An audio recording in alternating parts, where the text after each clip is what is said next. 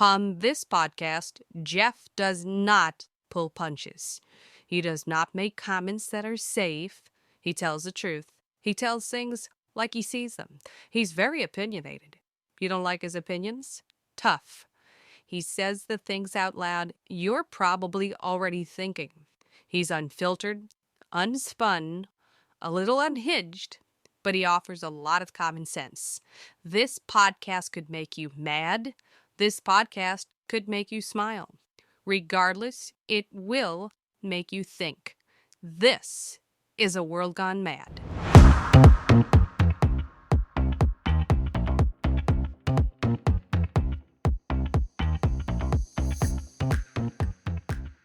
Hello, you're listening to Season 1, Episode 9 of A World Gone Mad. I'm your host, Jeff Allen Wolf. Let's get right to my observations on odds and ends in the news. The Senate passed a government funding package early Saturday morning, averting a partial shutdown, ending a lengthy fight that has loomed over both sides of Capitol Hill for months. The legislation will be next sent to President Joe Biden to be signed into law, which he did this Saturday. Now, the vote marks a major moment on Capitol Hill as it brings to a close an annual appropriations process that has dragged on far longer than is typical, an effort that has been punctuated by partisan policy disagreements, historic change of leadership in the House after conservatives ousted former Speaker of the House Kevin McCarthy in an unprecedented vote last year. Unfortunately, this only extends the funding until September, I believe. Let's just keep kicking the can down the road, shall we? And Nutcake GOP Representative Marjorie Taylor Greene, you know who I'm talking about, is at it again. She filed a motion to oust the Speaker of the House. That's right, it's Mike Johnson, the current Speaker. It changes so often. And the circus is back in town, people.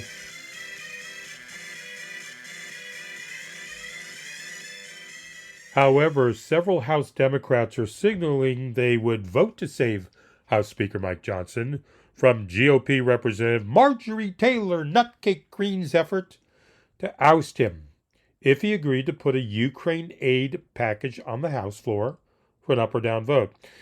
If he does the responsible thing, which is allowing members of Congress to vote on a bill that will pass and is in our national security interests, and then subsequent to that, a non-serious actor, Marjorie Taylor Greene, who does not want to govern, brings a motion to vacate, yes, I would motion to table in that circumstance.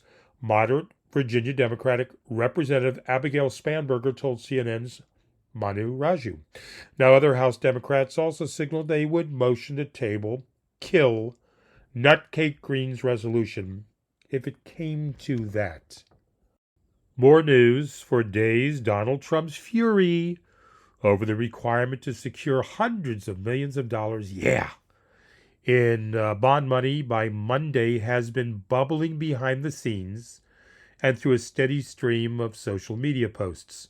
Friday's public barrage on his Truth Social platform, which included multiple all caps posts, highlighted his persistent anger with the judge, of course, who handed down the $464 million judgment, the New York Attorney General, of course, who brought the civil fraud case, and Trump's insistence that it's all designed to derail his presidential campaign. Now, you have to get those all caps posts in, Donald. Otherwise, it's not that important if it's in lowercase. Just saying. In additional news, unfortunately, Trump is about to get $3 billion richer after a deal is approved to take his company Truth Social public. I'm sorry, it's still a very funny name for a company. Truth. Come on, think about it. I know, everyone calm down in the back. Calm the laughing down. Investors have approved a deal on Friday to make Truth Social owner Trump Media publicly traded company. A publicly traded company. Do you believe this? The green light from shareholders clears a major hurdle for a long-delayed merger that will generate a multi-billion-dollar windfall for former President Donald Trump at a time when he's facing immense financial and legal pressure. Now, according to a preliminary vote that was announced during the meeting, a majority of shareholders of Digital World Acquisition Corp. Voted in favor of the deal to merge with Trump Media. The companies have indicated the merger could close as soon as early this week.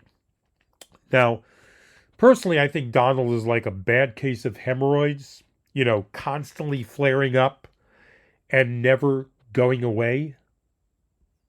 Meanwhile, New York Attorney General Letitia James has taken an initial step toward laying the groundwork for a possible seizure of former President Donald Trump's assets in New York's Westchester County as part of the $464 million judgment we were just talking about in Trump's civil fraud trial.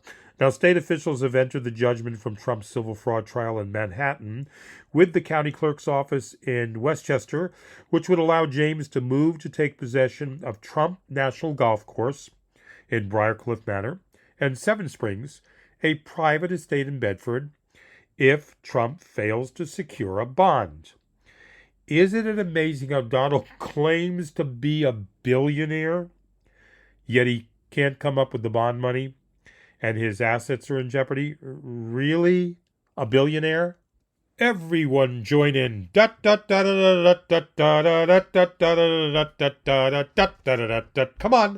on, all of you. The clown show continues. And finally in the news, here's a newie but a goodie still. The Supreme Court allowed Texas to begin enforcing a controversial immigration law. Now, on Tuesday, the Supreme Court cleared the way for Texas to immediately begin enforcing a controversial law that allows state officials to arrest and detain people they suspect of entering the country illegally. The court's 3 liberals dissented. Legal challenges to the law are ongoing at a federal appeals court, but the decision hands a significant yet temporary win to Texas, which has been battling the Biden administration over immigration policy. But wait, there's more. Then this took place. Appeals court puts controversial Texas immigration law back on hold. Now, in relation to that, a listener of mine, a Republican, sent to me a video of the following. I'll describe it. It shows a group of over 100 migrants attempting to enter the U.S. illegally, rushing a border wall this past Thursday, breaking through razor wire and knocking over guards in the process. Now, the Post witnessed around 600 migrants amassed at the international border, who the Texas National Guard were attempting to push back in small groups.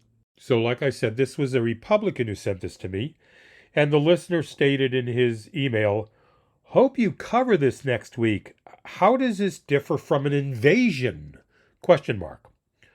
An invasion, let me think about this. Illegally rushing past police. Where do I think I'm going to go on this one? What does this bring to mind at the border? Oh, that's right. The January 6th insurrection, where Donald's supporters pushed past the police illegally to enter Congress. Sort of like an invasion, right? It just never stops, does it? The plot thickens. I'll be right back with my commentary on Donald's latest comments about Jewish people.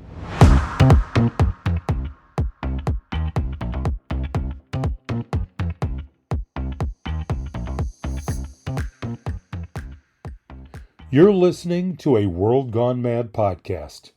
We encourage your feedback, and the way to do that is 2 ways. Through our email, aworldgonemadpodcast@gmail.com, aworldgonemadpodcast@gmail.com, or our toll-free number anywhere in the continental United States or from Canada. And that's 24 hours a day, 7 days a week. It's just a voicemail system. No one's going to answer the phone.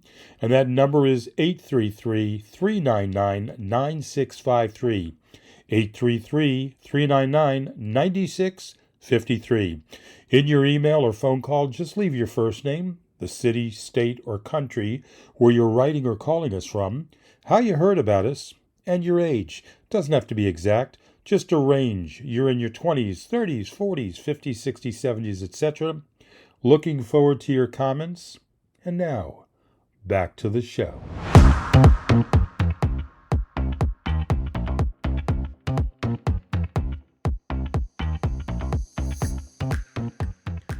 And my commentary today is about what Donald said about Jewish people.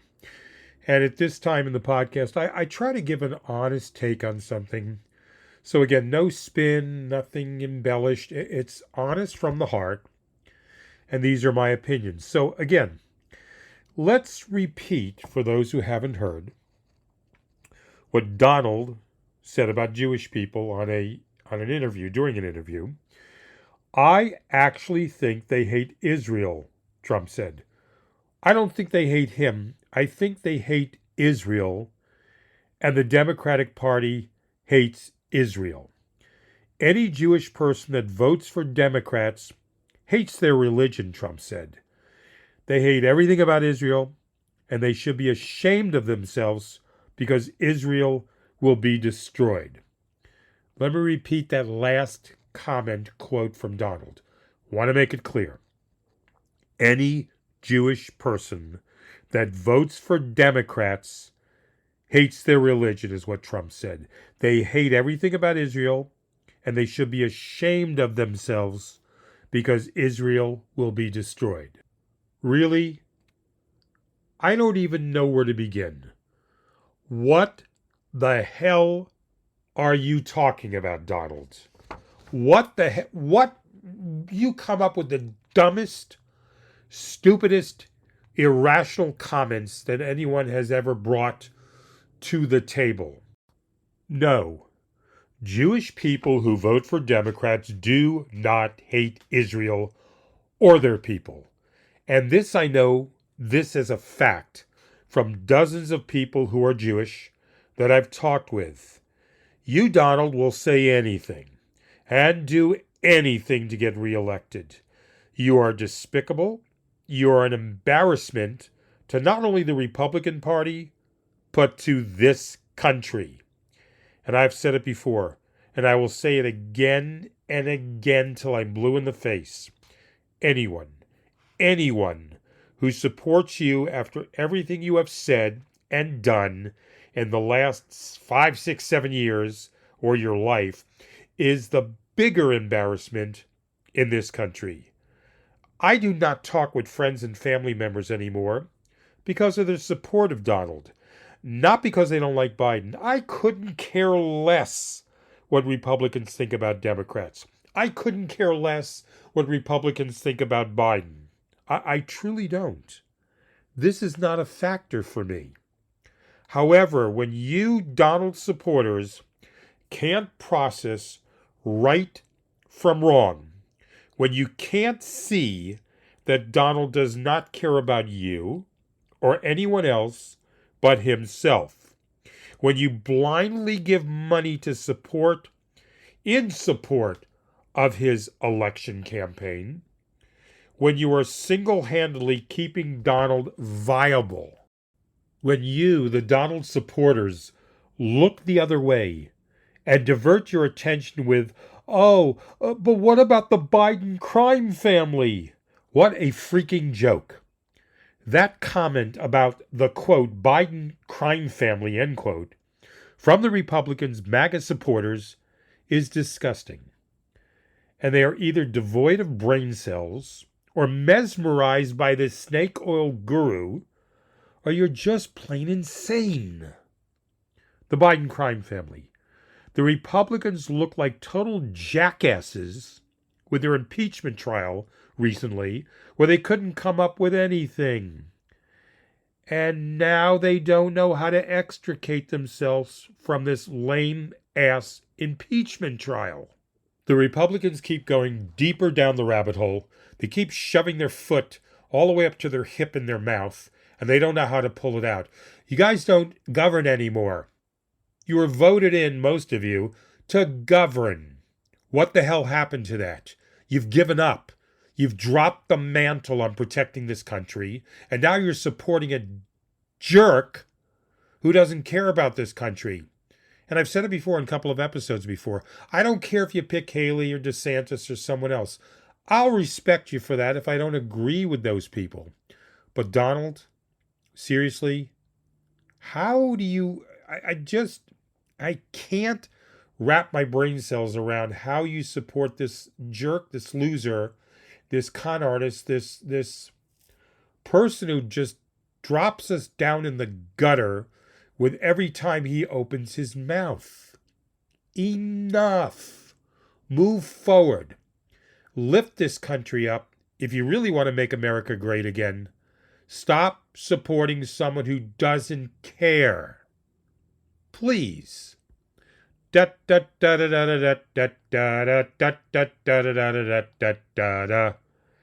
the Republican circus led by Donald continues. I'll be right back.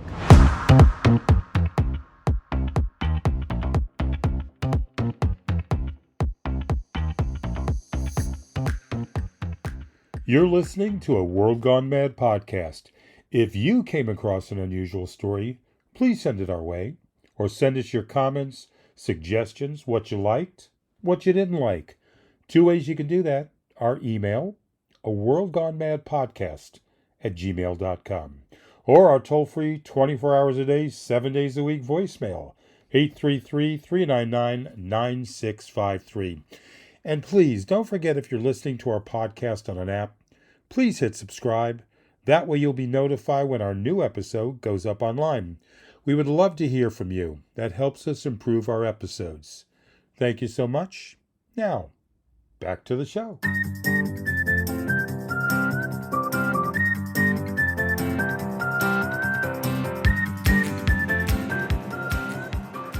This week's uplifting story is about a golden retriever.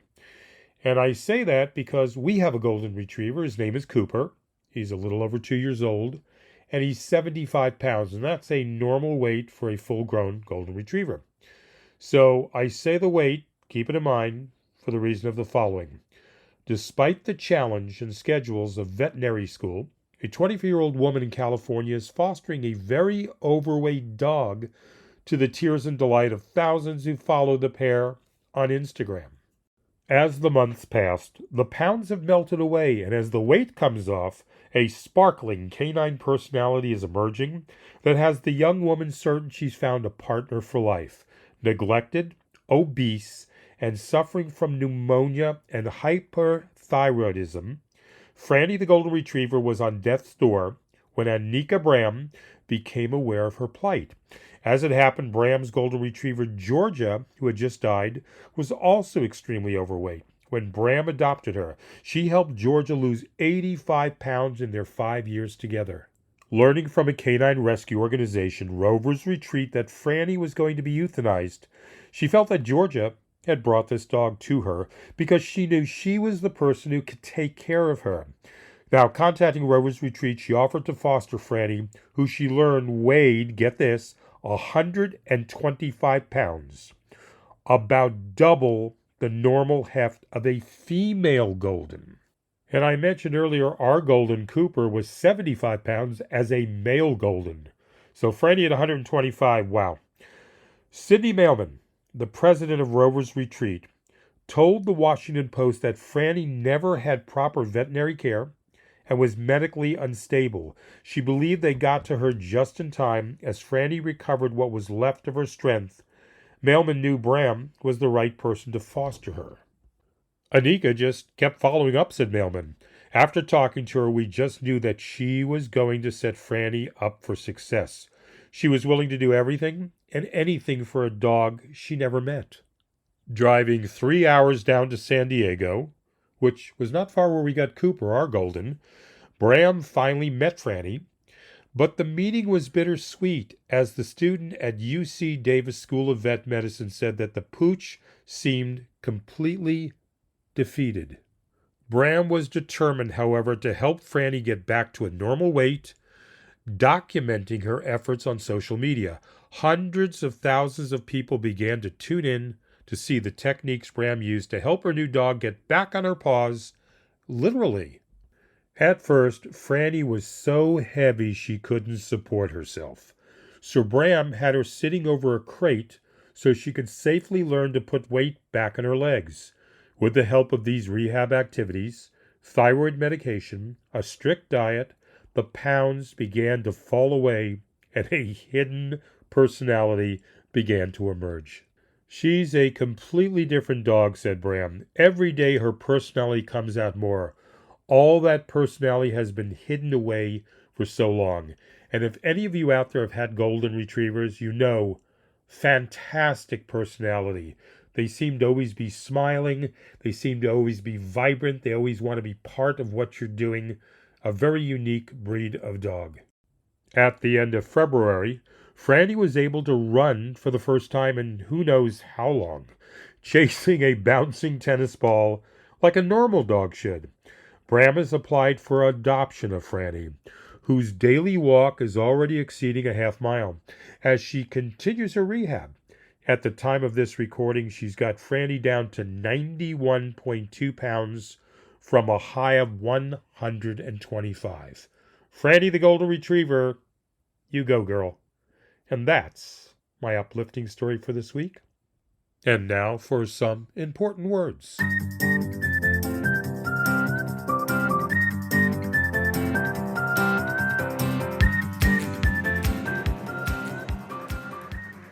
And before we say goodbye for this week's episode of A World Gone Mad, I want to thank everyone. Thank you so much. But a couple of things we have to go over. The winner of the $25 Amazon gift card, I already contacted this person, was a woman in Ocala, Florida, one of our listeners who sent me an email. And of all the emails came in, she was the one who was blindly drawn. So thank you so much. Like I said, we've already contacted her. I want to leave you with a question of the week. Now, we have over 1,000 people listening and following the show according to all the stats. 46 states in the United States, 22 countries. Here's my question of the week, and I really would like your emails on this. What is the most pressing concern you have for you and your family this time at this moment in your life? Of all the issues out there, I'm going to list some of them. Some of you may have different ones. Affordability of health care. The ability of Democrats and Republicans to work together. The right to choose for a woman. She decides what to do with abortion. Immigration. Drug addiction. Gun violence to stop. Violent crime. The federal budget deficit. The state of moral values. Quality of education in the schools. Climate change. Racism. Infrastructure, fixing the roads, bridges, and other things. Domestic terrorism, international terrorism, the world at large, Ukraine and Russia, Israel and Gaza. What is the most pressing concern for you? And to give your answer, write me at aworldgonemadpodcast@gmail.com. aworldgonemadpodcast@gmail.com with your answer and explain a little bit. First name, your age range, what city, state, country you're listening from, how you're listening to us, what app you're using, etc. Please answer the question. Love to get a general feel of our audience out there. Your feedback is so very important to the growth of this show and improvement of the show. Don't forget also to hit subscribe, follow on any app you're on. That way you get informed when the next episode goes online. This is A World Gone Mad. I'm your host, Jeff Allen Wolf. And until next week, stay hopeful.